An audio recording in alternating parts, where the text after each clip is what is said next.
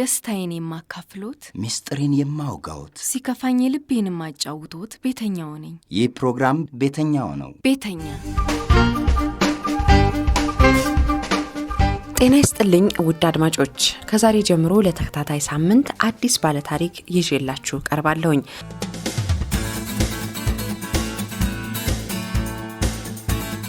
አይታረድም፣ አይበላም፣ ምንም ነገር አይደረግም እያለች የምታነጥፋቸው አዳዲስ ኬሻዎች አሉ። ቤት ውስጥ ብዙ ነገር ይደረጋል። ነገር ግን እናቴ ምንም ነገር አላደረገችም። በቃ ቁጭ ብላ እያለቀሰች ደረስኩባት። ከዛሬ ጀምሮ በተከታታይ ሳምንታት ለናንተ ታሪኩን፣ ህይወቱን፣ ሚስጥሩን ሁሉ የሚያካፍላችሁ ወጣት ሀብታሙ ሙረጃ ይባላል። በህይወቱ የሚያስደስተው ነገር ስራ ነው። ሰርቶ ለፍቶ ተጨንቆ ባክኖ ገንዘብ ማግኘት። ታዲያ ከዛሬ ጀምሮ በሚያጫውተን ታሪክ ውስጥ የስራውን ፍሬና የህይወቱን ፈተናዎች፣ የግል ሚስጥሩን ሁሉ ሳይቀር ያካፍለናል። የሀብታሙ ሙረጃ ታሪክ አስገራሚም አስተማሪም ነው። ሀብታሙ 4 ወንድሞች ያሉት ሲሆን እሱ ለእናትና አባቱ የበኩር ልጅ ነው። ዛሬ የመጀመሪያውን ታሪኩን ከልጅነቱ ከገጠር ኑሮ ይጀምርልናል።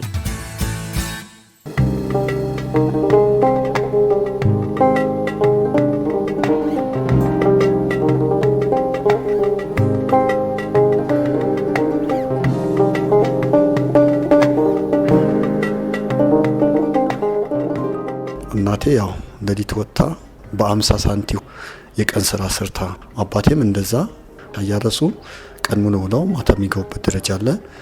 በሚያርሱበት ቦታ ጠጥተውም በልተውም እንደፈለገው ሆኖ ስለሚመጡ የሱ የመጠጣቱ ለምን በምትለው ሰዓት እንዴት እንደዚህ አይነት ነገር ለምን ትይኛለሽ? ይደባደባሉ። ሲደባደቡ ትጮኻለች። ጎረቤት ይመጣል። በዛ ሰዓት እኔ ቢኖረኝ ቤተሰቦቼ ይሄን አያደርጉትም። እናቴንም አይዞሽ ማለት አልቻልኩም። እናቴ ያው ቀን ሙሉ ስራ ነበር የምትውለው። ውሃ ቀዳላት ነበር፣ ቤት ያሉ ነገሮች አስተካክል ነበር። የወንዶችም የአባቴን ድርሻን ደግሞ የሆነ እንጨት፣ ከብቶች ምናምን ሁሉ ነገር እያስተካከልኩኝ ጠብቃት ነበር፣ ማታ ገብታ እንዳታዝን። እየተማርኩኝ በመጨረሻ የትምህርት ክፍለ ጊዜ ወጥቼ ወደ ገባ ሄጄ ዶሮ እዛው ገዝቼ እዛው ሽጬ የራሴንን ደብተር የመግዛት የእናቴንም በምትፈልገው አንዳንድ ጥቂቶቹ ለመርዳት እሞክር ነበር። ከዛም አዲስ አበባ ቢሄድ እንኳን አያቅተኝም፣ የሆነ የእናቴ የምትፈልገው ነገር ማድረግ አያቅተኝም ከሚል መጣሁኝ። ካጎቴ ነበር የምኖረው። ከመጣሁ በኋላ መቀመጥን አልፈለኩም። ለምን የእናቴን ችግር የቤተሰቦቼን ችግር አይቼ እስከመጣሁ ድረስ ሰርቼ ቤተሰቦቼን መለወጥ አለብኝ የሚል ሀሳብ አለኝ። ወደ ተወሰነ ቦታ ዞርና ተመልሼ በሄድኩበት መንገድ እመለሳለሁ። አንድ ቀንም እንደዚሁ በአንዱ አቅጣጫ ሄዳለሁ። ተመልሼ እንዳልጠፋ ደግሞ በራሱ እመለሳለሁ። እንደዚህ እያልኩኝ ከተማ ራቅ እያልኩኝ እያለፍኩት ከተማውን መልማመድ ቻልኩኝ። ያጎቴ ይሄ ስራ ብሰራ እኔም እለወጣለሁ፣ ቤተሰቦቼን ጠቅማለሁ ከሚል አማከርኩት። ምን ትሰራለህ ሲለኝ አትክልት ብርቱካን ምናምን ልስራ ብዬው ብርቱካን ጀመርኩ። ብርቱካን በዘንቢል ማዞር ነው፣ ቅርጫት ዘንቢል ነው። ቅድሚያ ግን ይሄ ለማድረግ ውጤታማ ነው አይደለም ለማለት ደግሞ ፍሬውን እቆጥረዋለሁ። ቆጥሬው ደግሞ በዚህን አክል ብሸጠው ይሄን አክል ጥቅም አገኛለሁ ብዬ ያን አስቤ ማታ ስገባ ሂሳቡን ሰርቼ ዋናውን አነሳለሁ፣ ጥቅሙን አያዋለሁ። ይሄን ከዚህ ጋር ብጨምረው ለነገ ቢተርፍልኝ ይሻለኛል፣ ነገ ስራ ባልሰራ እንኳን የሚለው ዋናውን ብር ላልነካው ያ ጥቅሙ 2 ቦታ አካፍልና ማስቀመጥ ያለብኝ አስቀምጠዋለሁ። ለነገ ደግሞ ስራ ካልሰራው ብዬ ማስቀምጠውን ብር አስቀምጣለሁ።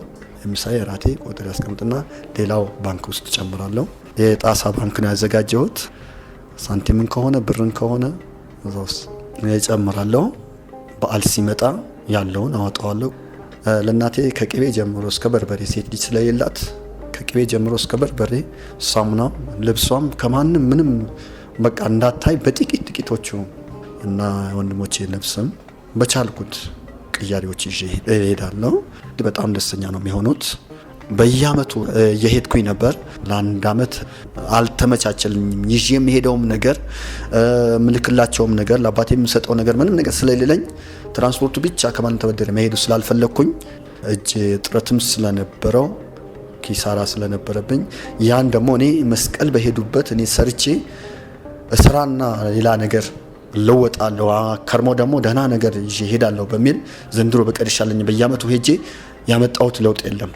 አሁን ግን ዳግም እኔም እነሱንም ለመጥቀም ቀረሁኝ። በቃ በዛ ምክንያት ሰዎች ሲሄዱ ሳይ ውስጥ የተረበሸ መናኸሪያ ላለመውጣት ቤት ቁጭ ብያለሁ። እንደውም ሰዎችን ሲሄዱ ላለማየት መኪናውን ጋጋታው ላለማየት ውስጤ በጣም ተረበሸ። ከዛ እንደውም በቃ ስሜቱ ቤቱን ውስጥ ሆኜ በቃ አልቻልኩትም። መውጣት አለብኝ። ስወጣ ደግሞ የባሰ ሆነ። ከዛ ለምን ትቀራለህ ብለው ጓደኞች ሲጠይቁ እንደዚህ ብዬ በቃ ከኛ ጋር ተሳፍረ ሂድ ችግር የለውም ብለውኝ ያው እንደሌላ ጊዜ ሙሉ ነገር ሳልይዝ ሳሙና ምናምኖች የእናቴ ብቻ የሚያስፈልጋት ነገር ይዤ ሄድኩኝ። ያው ከዛ በፊት ወይ ቀደም ብዬ ሄዳለሁ መስቀሉ 2 ቀን ወይም 1 ቀን ቀረው ሲባል ነበር መሄደው። ከዛ ስታይ እንደማልመጣ ወቀች። ስትጠይቅም እንደማልመጣ ተነገራት። ያው ምክንያቱ ባታቀውም ባለመምጣቴ ብቻ አዝና ቁጭ ባለችበት ነው የዛን ሰዓት የደረስኩት። አይታረድም፣ አይበላም፣ ምንም ነገር አይደረግም እያለች የምታነጥፋቸው አዳዲስ ኬሻዎች አሉ።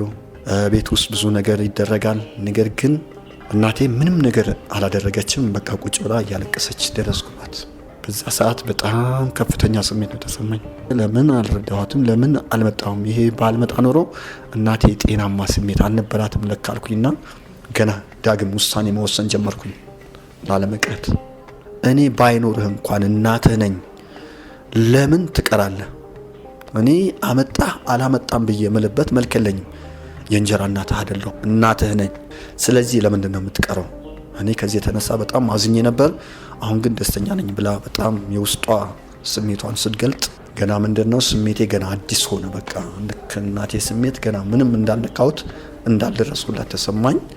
የሆነ የእናትነቷ ይሄን አክል ልጆች ባጠገቧ እያሉ እኔን መፈለጓ ለምን ይሆን የሚለው ነገር በመካከል በልጆቿ መካከል ስታጠኝ የሆነ የውስጧ ስሜት ስረዳው በጣም በቃ እንዴት ነው እንደተጎዳች ነው ያየሁት። ለምን ትጎዳለች እናቴ?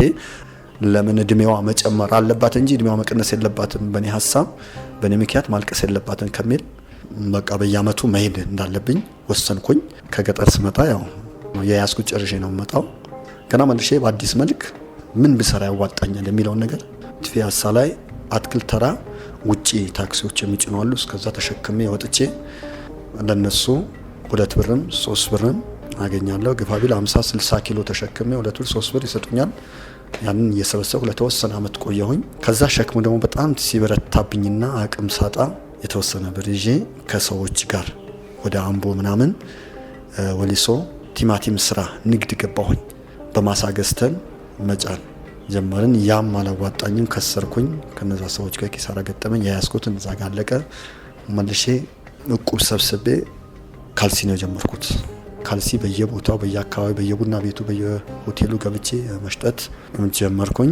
እቁብ እየጣልኩኝ ዋናዬ እንዳይጠፋብኝ እቃ እየገዛሁበት፣ ጥቅሙ ደግሞ እቁብ እየጣልኩበት ራሴም የሚያስፈልገኝ ነገር እያወጣሁኝ ለተወሰነ 1 አመት በእንደዛ አይነት ሁኔታ አለፍኩኝ።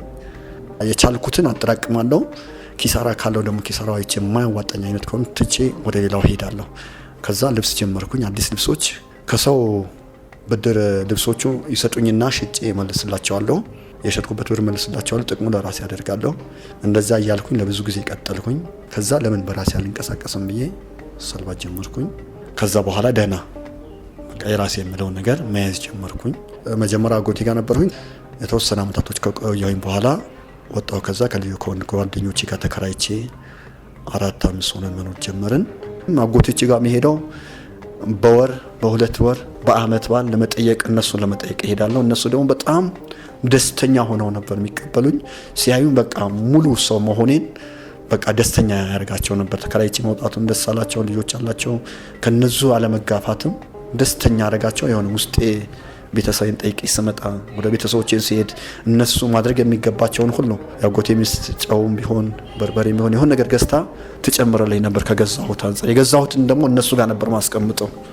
ስሄድ ቻው ብያቸው የወጪ ሰጥቻቸው ስመጣ ደግሞ እነሱ የወጪ እየሰጡኝ ስራ እስከምጀምር ከነሱ ጋር ምሳ እንድበላ እንዳትርቅ ስራ እስከምጀምር እያሉ በብዙ ተከራይቼም ራሱ ያልተውኝ ጓደኞቼ ጋር ተከራይቼ መኖር ጀመርን።